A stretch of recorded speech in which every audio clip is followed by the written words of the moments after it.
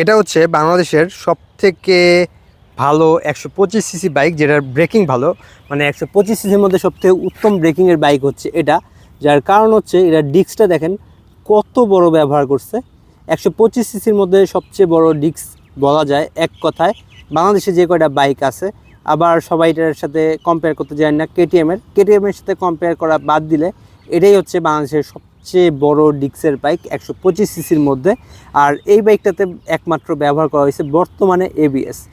হয়তোবা ভবিষ্যতে অনেক বাইকে এবিএস আসবে, তবে বর্তমানে এটাই 125 সিসির মধ্যে একমাত্র বাইক যেটা 2 লাখ টাকার নিচে, যেটাতে এবিএস ব্যবহার করা হয়েছে আর সবচেয়ে বড় ডিস্ক ব্যবহার করা হয়েছে।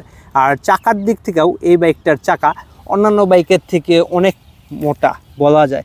125 সিসি বাইকের মধ্যে অন্যান্য বাইকের থেকে অনেক মোটা। আপনারা যদি এটার সাথে এনএসের কম্পেয়ার করতে যান, এনএস বলতে 160 যেটা আছে এনএসের, ওইটার চাকা আর এটার চাকা প্রায় সমান।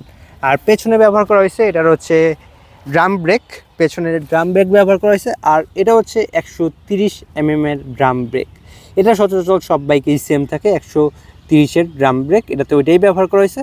তবে এটার সামনে ব্যবহার করা হয়েছে মোটা চাকা প্লাস এবিএস প্লাস খুব বড় একটা ডিস্ক। আর পেছনের চাকাটা দেখেন, এটাও কিন্তু অনেক অনেক মোটা একটা টায়ার।